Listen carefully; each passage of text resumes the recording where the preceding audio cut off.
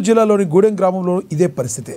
కార్తీక పౌర్ణమి రోజు ఆ గిరిజనులకు చీకట్లను చీల్చే వెలుగునిచ్చిన పవన్ కళ్యాణ్ను దేవుడిగా కొలుస్తున్నారు అక్కడి ప్రజానికం.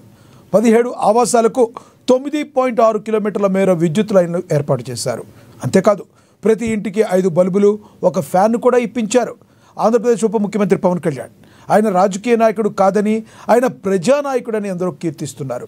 అంతేకాదు ఏపీలోని గ్రామాలకు 2,000 కోట్ల రూపాయలతో కేంద్ర ప్రభుత్వ సాయంతో మెరుగైన రోడ్లు వేయించనున్నారు. మొన్న తుఫాన్ ప్రభావిత ప్రాంతాల్లో పర్యటించిన ఆయన ప్రభుత్వం అండగా ఉంటుందని భరోసా కల్పించడమే కాకుండా వారి సమస్యలు పరిష్కారం అయ్యేందుకు కృషి చేస్తున్నట్లుగా తెలుస్తుంది. ఉప ముఖ్యమంత్రిగా పవన్ కళ్యాణ్ చేస్తున్న కార్యక్రమాలను చూసి ఏపీ ప్రజానికం శభాష్ పవన్ కళ్యాణ్ అంటున్నారు. ఏదేమైనా ఒకప్పుడు పవన్ కళ్యాణ్కి సినిమాలకు భక్తులు ఉండేవాళ్ళు. ప్రజానాయకుడిగా ఇప్పుడు ఆయన దేవుడిగా కొలిచి రాజకీయాల్లోనూ ప్రజలు భక్తులుగా మారుతున్నారు. ఇక పవన్ కళ్యాణ్ ఇప్పుడు చేస్తున్నారు సరే, ఇప్పటి వరకు గత ప్రభుత్వాలు ఎందుకు చేయలేదని ప్రశ్నలు కూడా ఉత్పన్నమవుతున్నాయి. ఇలాంటి గ్రామాలు ఇంకెన్ని ఉన్నాయి? ఇదే స్ఫూర్తితో అయినా మరిన్ని గ్రామాల్లో చీకట్ల నుంచి వెలుగులోకి రానున్నాయా? ఇదే అంశం గురించి ఈరోజు చర్చ కొనసాగిద్దాం. చర్చలో పాల్గొనేందుకు మనతో సిద్ధంగా ఉన్నారు, మనతో అందుబాటులో ఉన్నారు జనసేన నేత తిరుత్తని వేణుగోపాల్ గారు మనతో జూమ్ కాల్లో అందుబాటులో ఉన్నారు. ఇక అదేవిధంగా వైసీపీ నేత ఎల్ఎం మోహన్ రెడ్డి గారు కూడా మనతో జూమ్ కాల్లో అందుబాటులో ఉన్నారు.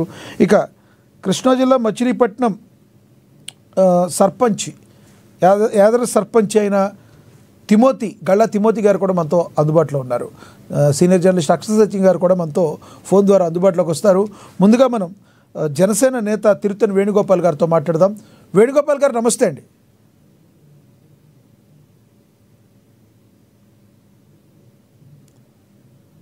వేణుగోపాలరావు గారు వాయిస్ వినబడుతుందా? నాది వాయిస్ మ్యూట్లో ఉన్నట్టు చూడండి. రైట్, మనము వైసీపీ జనసేన నేత మచిలీపట్నం సర్పంచ్ ఉన్నారు పెదయాదర, ఆయనతో మాట్లాడదాం. గళ్ళా తిమోతి గారితో. తిమోతి గారు నమస్తే అండి. నమస్తే సార్. తిమోతి గారు ఎలా చూడాలి? సభ్యులందరికీ కూడా ఎస్ చెప్పండి సార్. ప్యానల్లో ఉన్న సభ్యులందరికీ కూడా good afternoon sir. Yes good afternoon అండి. ఏదైతే పవన్ కళ్యాణ్ గారు ప్రజెంట్ అల్లూరి సీతారామరాజు జిల్లాలో గూడెం గ్రామానికి విద్యుత్ రావడానికి ఆయన చొరవ చూపించారో ఈ రోజున అందరూ కూడా ప్రజలందరూ కూడా కీర్తిస్తున్న పరిస్థితి. మరి ఇంకెన్ని గ్రామాలు ఉన్నాయి? ఇప్పటి వరకు గత ప్రభుత్వాలు ఎందుకు చేయలేని పని ఇప్పుడు పవన్ కళ్యాణ్ చేస్తున్నారంటే ఏం చెప్తారు మీరు? సార్, మనం బేసిక్ గా తీసుకుంటే ఆయన తలపెట్టిన సమస్యలన్నీ కూడా కొన్ని దశాబ్దాల నాటి సమస్యలు సార్ ఇవన్నీ.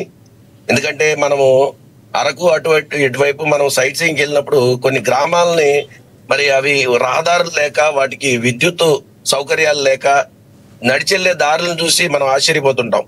అటువంటి గ్రామాలను ఆయన ఈ రోజున పట్టించుకుని మరి అటువంటి గ్రామాలకి మార్గదర్శ రావాలనే విధంగా ఆయన పంచాయతీరాజ్ శాఖను తీసుకోవడమే కాదు, ఆ శాఖలో ఇటువంటి చిన్న ఇప్పుడు 17 ఇళ్ళు గ్రామాలను తీసుకున్నారంటే ఆయన మరి వాళ్ళకి వెలుగునిచ్చే విధంగా వాళ్ళకి విద్యుత్ దీపాలు, అలాగే కరెంటు పోల్స్ వేసి, అంతేకాకుండా విద్యుత్ దీపాలతో పాటు ఫ్యాన్ సౌకర్యాలు కూడా కల్పిస్తున్నారంటే ఆయన ఎంతటి మహోన్నత వ్యక్తితో మనం అర్థం చేసుకోవాలి.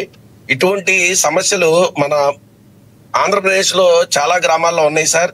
ఇవన్నీ దశలుగా ఆయన చేసుకుంటూ వస్తారని చెప్పేసి మేము అందరం ఆకాంక్షిస్తున్నాం. మరి గత 5 సంవత్సరాలు మనం తీసుకుంటే ఇంతకు ముందు గవర్నమెంట్ లో మా పంచాయతీరాజ్ మినిస్టర్ గారు ఎవరో కూడా మాకు తెలియని పరిస్థితి. పంచాయతీల్లో డబ్బులన్నిటిని కరెంట్ బిల్లుల రూపంలో యథేచ్ఛగా కట్ చేసేసి మరి ఆయన ఇష్టానుసారం మాకెవరికి సంబంధాలు లేకుండా, మా చెక్ పవర్ తో సంబంధం లేకుండా నిధులన్నీ దారి మళ్లించిన సమస్యలు మేమందరం కూడా మరి ఢిల్లీ స్థాయిలో వెళ్ళి, నేను సర్పంచ్ సంఘం అధికార ప్రతినిధిగా నేను కొనసాగాను సార్, ఇప్పుడు కూడా కొనసాగుతున్నాను. మేము అక్కడ దాకా వెళ్ళి గళం వినిపించి మరి మా నిధుల పరిస్థితి ఏంటని చెప్పేసి చెప్తే అక్కడి నుంచి మరి కేంద్ర ప్రభుత్వం తరపు నుంచి అక్కడ కమిషనర్ గారిని కూడా పంపించి ఆయన వెరిఫికేషన్ చేయగా 5 గ్రామాల్లో అవన్నీ తేటతెల్లమైనాయి సార్.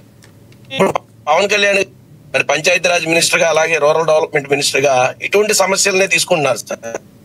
అంటే నాటు గిరిజన గ్రామాల్లోనే కాదు, అరకు, పాడేరు అటువంటి ఆ ప్రాంతాల్లో కాదు సార్.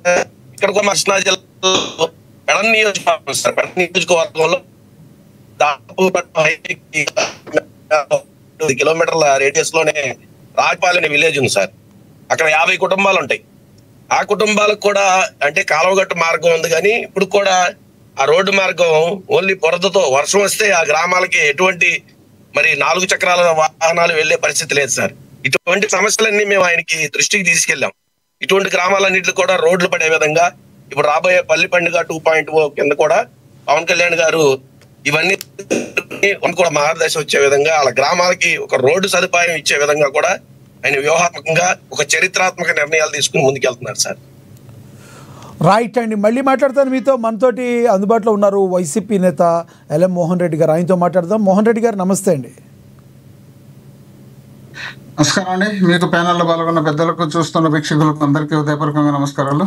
మోహన్ రెడ్డి గారు, ఏదైతే గిరిజనుల ప్రాంతాల్లో కొంత ఏదైతే 9.6 కిలోమీటర్ల మేర విద్యుత్ ఇవ్వడం ద్వారా 77 ఏళ్లుగా అసలు వాళ్ళకి చీకటి తప్పితే వెలుతురనేది తెలియదు. అలాంటి గ్రామానికి విద్యుత్ రావడం ఏ రకంగా చూడాలంటారు? గత ప్రభుత్వాలు ఎందుకు గుర్తించలేకపోయి అంటారు? అంటే నాట్ ఓన్లీ వైసీపీ, గతంలో 77 ఏళ్ల చరిత్ర